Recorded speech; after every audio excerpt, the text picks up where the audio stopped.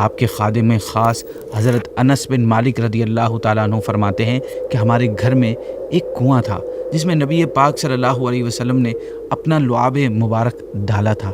اب اس کی کیفیت یہ تھی کہ مدینے میں اس سے بڑھ کر کسی کنویں کا پانی اتنا میٹھا نہ تھا۔ السلام علیکم ورحمۃ اللہ وبرکاتہ۔ ناظرین، ویب سیریز حضور صلی اللہ علیہ وسلم کی خوبصورتی کی آج 5th ایپیسوڈ ہے۔ اس ایپیسوڈ میں ہم نبی کریم صلی اللہ علیہ وسلم کے منہ مبارک، لعاب دہن یعنی تھوک مبارک، اور دندان مبارک یعنی دانت مبارک کے حسن و جمال اور خوبیوں کے بارے میں سنیں گے۔ ایپیسوڈ میں جو بھی قرآنی آیات یا روایات بیان ہوں گی ان کے ریفرنسز آپ ویڈیو کی ڈسکرپشن میں جا کر چیک کر سکتے ہیں۔ ناظرین، پیارے آقا صلی اللہ علیہ وسلم کے مبارک لب نہایت ہی خوبصورت، تھوڑے بہت ریڈش اور حسن نزاکت میں اپنی مثال آپ تھے، دیور یونیک۔ روایات میں آتا ہے کہ آپ کے مبارک ہونٹ نرم و نازک، پتلے اور حسین تھے۔ حضرت حسان بن ثابت رضی اللہ تعالیٰ عنہ بیان کرتے ہیں کہ آپ صلی اللہ علیہ وسلم کے ہونٹ مبارک اللہ پاک کے تمام بندوں سے بڑھ کر خوبصورت تھے، اور سکوت کے وقت یعنی جب آپ خاموش ہوتے تھے تو اس حالت میں ہونٹ مبارک نہایت لطیف یعنی نرم و ملائم محسوس ہوتے تھے۔ حضرت جابر بن سمورہ رضی اللہ تعالیٰ عنہ بیان کرتے ہیں کہ آپ صلی اللہ علیہ وسلم کشادہ منہ والے تھے، یعنی آپ کا منہ مبارک تنگ نہیں تھا۔ ناظرین، علماء کرام فرماتے ہیں کہ عرب تنگ منہ کو ناپسند کرتے تھے اور کشادہ منہ کو اچھا جانتے تھے۔ آپ صلی اللہ علیہ وسلم کا منہ مبارک بالکل بیلنس ہونے کے ساتھ ساتھ اتنا کشادہ تھا کہ دیکھنے والے کو دلکش لگتا تھا۔ آپ کو کبھی جمائی نہیں آئی، کیونکہ جمائی شیطان کے اثر سے ہوا کرتی ہے، اور انبیاء کرام علیہ الصلاۃ والسلام شیطان کے اثر سے محفوظ و معصوم ہیں۔ حضور کا منہ مبارک اس لیے بھی با کمال تھا کہ اس سے نکلنے والی بات اللہ کی وحی ہوتی تھی، اور تمام مخلوق خدا میں صرف آپ ہی کی ذات کریمہ وہ ہے جن کے منہ سے نکلنے والی ہر بات کے بارے میں یہ گارنٹی دی گئی ہے کہ اس میں نفسانی خواہش کا دخل نہیں ہو سکتا، بلکہ وہ فرسٹ اینڈ لاسٹ رب کی وحی اور رہنمائی میں ہوتی ہے۔ پیارے آقا کی بات کو اپنی بات قرار دیتے ہوئے رب العزت قرآن پاک میں فرماتا ہے، اور وہ کوئی بات خواہش سے نہیں کہتے، وہ وہی ہی ہوتی ہے جو انہیں کی جاتی ہے۔ اس حوالے سے حضرت عبداللہ بن عمر رضی اللہ تعالیٰ عنہ بیان کرتے ہیں کہ نبی کریم جو گفتگو فرماتے اسے نوٹ کر لیا کرتا تھا میں، تاکہ اسے یاد کر سکوں۔ ایک موقع پر قریش کے کچھ لوگوں نے مجھ سے کہا کہ تمہارا نبی کریم کی ہر بات کو لکھنا یہ عمل صحیح نہیں ہے، کیونکہ نبی کریم ہر وقت ایک کنڈیشن میں نہیں ہوتے، کبھی خوش ہوتے ہیں، کبھی جلال میں کی کیفیت ہوتی ہے، اور جو بات انسان غصے میں کہہ دیتا ہے دوسری حالت میں نہیں کہتا، اس لیے تمہارا نبی کریم کی ہر بات کو لکھ دینا درست نہیں ہے۔ آپ فرماتے ہیں کہ ان کی یہ بات مجھے سمجھ آئی، لہٰذا میں نے آپ کی عام کنورزیشن لکھنا چھوڑ دی اور نبی کریم کو بھی اس بات پر انفارم کر دیا، جس کے بعد نبی کریم صلی اللہ علیہ وسلم نے اپنے منہ کی طرف اشارہ کرتے ہوئے مجھ سے ارشاد فرمایا کہ تم میری بلا جھجک باتیں لکھ لیا کرو کہ اس منہ سے حق کے سوا کچھ نہیں نکلتا۔ حضرت ابو ہریرہ رضی اللہ تعالیٰ عنہ سے روایت ہے، ایک مرتبہ حضور صلی اللہ علیہ وسلم نے صحابہ سے فرمایا کہ جو خبر بھی میں تمہیں دیتا ہوں وہ یقیناً اللہ کی طرف سے ہوتی ہے، اور اس میں کسی قسم کا شک و شبہ نہیں ہوتا۔ اس پر صحابہ کرام نے عرض کیا، رسول اللہ صلی اللہ علیہ وسلم، آپ تو ہم سے کبھی کبھی خوش طبعی یعنی مزاح بھی فرماتے ہیں۔ تو آپ نے فرمایا، میں خوش طبعی کرتا ہوں مگر حق کے سوا کچھ نہیں کہتا۔ مشہور و معروف شاعر امام احمد رضا خان کے مشہور صلاۃ السلام مصطفیٰ جان رحمت پہ لاکھوں سلام کا ایک شعر ہے کہ وہ دہن جس کی ہر بات وحی خدا، چشمہ علم و حکمت میں لاکھوں سلام۔ آپ اس شعر میں کہتے ہیں کہ جس منہ سے نکلنے والی ہر بات وحی خدا کا درجہ رکھتی ہے، اس علم و حکمت کے چشمہ فیض پر لاکھوں سلام ہوں۔ ناظرین، پیارے آقا کے منہ مبارک سے نکلنے والے لعاب دہن یعنی تھوک مبارک کی بھی کیا شان تھی۔ آپ کا لعاب دہن خوشبودار اور نہایت مہکدار تھا۔ اگر کوئی غمگین اس سے برکت حاصل کرتا تو اس کا غم خوشی میں تبدیل ہو جاتا، کسی کے جسم کی کسی پارٹ پر لگ جاتا تو وہ حصہ خوشبودار ہو جاتا، اگر کوئی زخمی یا بیمار شخص لعاب مبارک کو استعمال کرتا تو شفا پا جاتا۔ چنانچہ حضرت سہل بن سعد رضی اللہ تعالیٰ عنہ سے روایت ہے کہ حضور صلی اللہ علیہ وسلم نے خیبر کے دن ارشاد فرمایا کہ میں یہ جھنڈا کل ایک ایسے شخص کو دوں گا جس کے ہاتھ پر اللہ خیبر کو فتح عطا فرمائے گا، وہ اللہ اور اس کے رسول سے محبت کرتا ہے اور اللہ اور اس کا رسول اس سے محبت فرماتے ہیں۔ احادیث میں آتا ہے صحابہ کرام نے وہ رات بڑی بے چینی میں گزاری کہ نہ جانے کس خوش نصیب کو پیارے آقا کل جھنڈا عطا فرمائیں گے۔ جب صبح ہوئی تو آپ نے صحابہ سے پوچھا علی بن ابی طالب کہاں ہیں؟ صحابہ نے عرض کیا رسول اللہ صلی اللہ علیہ وسلم ان کی آنکھوں میں تکلیف ہے، وہ اس لیے نہیں آئے۔ آپ نے فرمایا انہیں میرے پاس لاؤ۔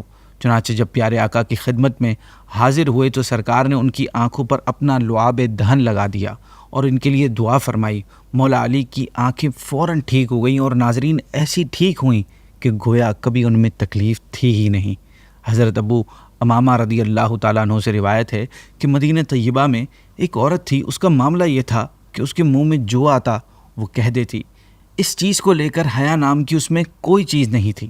لوگ اس عورت کے اس رویے کی وجہ سے بہت پریشان تھے۔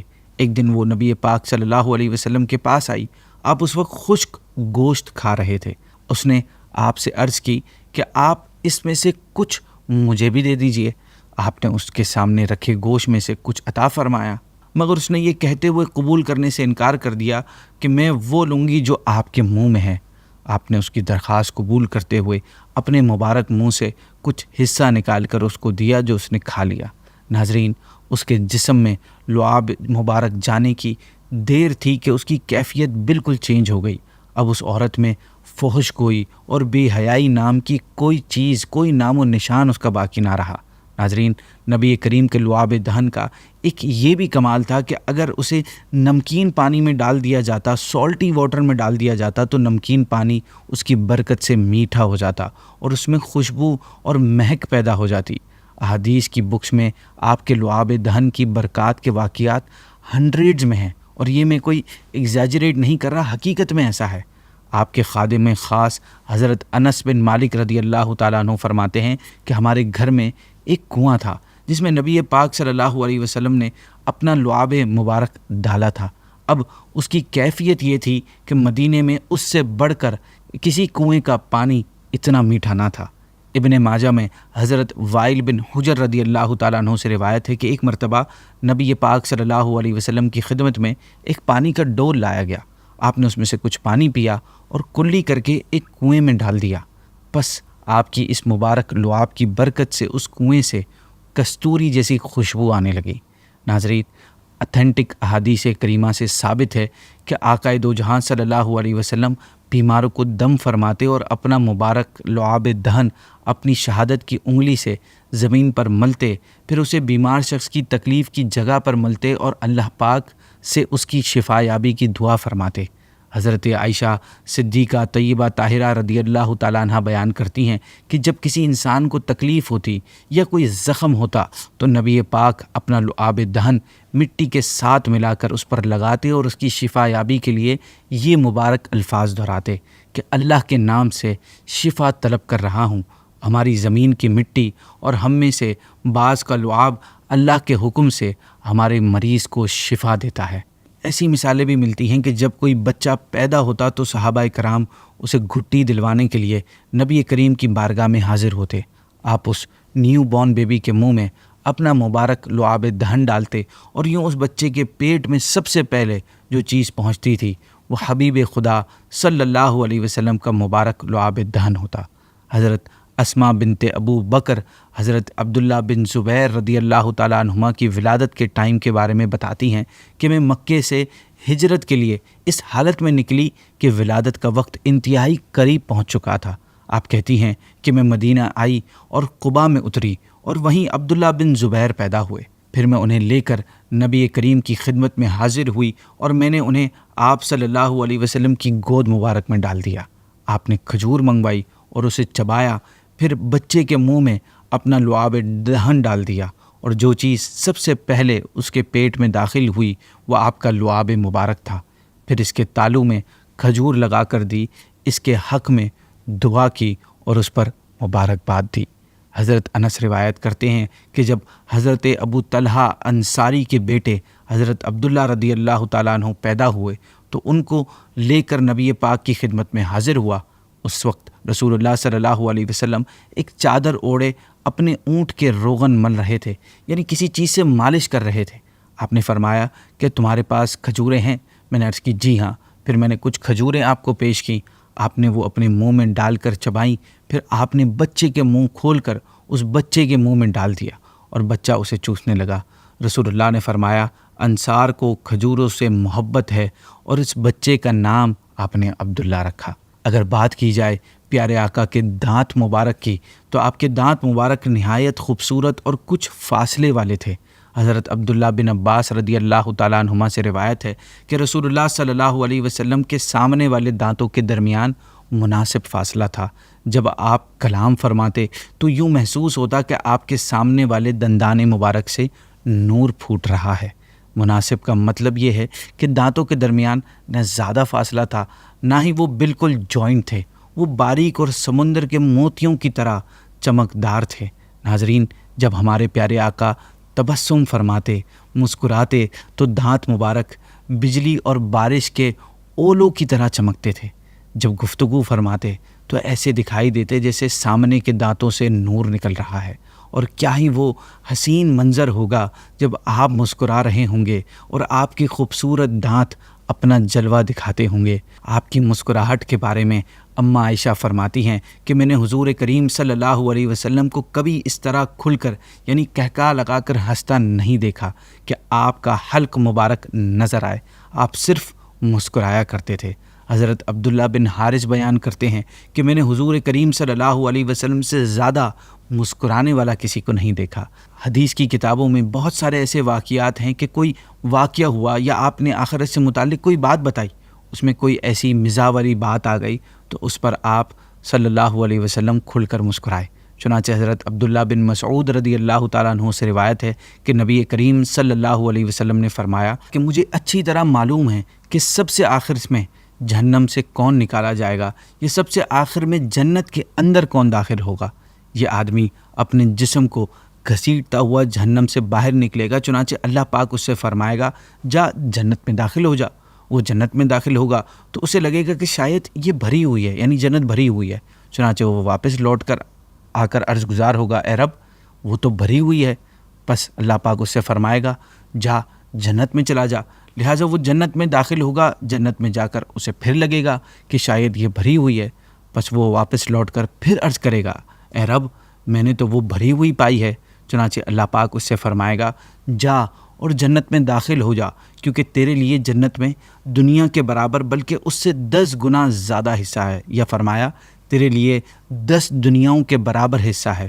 وہ عرض کرے گا اے اللہ کیا تو مجھ سے مزاح کر رہا ہے، حالانکہ تو حقیقی مالک ہے۔ حضرت عبداللہ بن مسعود بیان کرتے ہیں کہ میں نے دیکھا کہ اس بات پر حضور ہنس پڑے یہاں تک کہ آپ کے دانت مبارک نظر آنے لگے۔ آپ نے فرمایا یہ اہل جنت کے سب سے کم درجے والے شخص کا حال ہے۔ اللہ پاک ہم سب کو دنیا و آخرت میں پیارے آقا کی زیارت نصیب کرے، بالخصوص ہمیں اپنے محبوب کا مسکراتا ہوا چہرہ دکھائے، وہ مسکراہٹ جس پر دنیا کی ہر خوشی، ہر مسکراہٹ قربان۔ آمین۔ ناظرین، اسی کے ساتھ آج کی ایپیسوڈ کو اینڈ کرتے ہیں۔ کل انشاءاللہ عز و جل ہم نبی پاک صلی اللہ علیہ وسلم کے چیکس، ایئرز اور نوز کے بارے میں معلومات جانیں گے۔ اگر آپ کو یہ ویڈیو اچھی لگی ہے تو اسے اپنے دوستوں احباب کے ساتھ شیئر کیجیے۔ جزاک اللہ۔ السلام علیکم ورحمۃ اللہ وبرکاتہ۔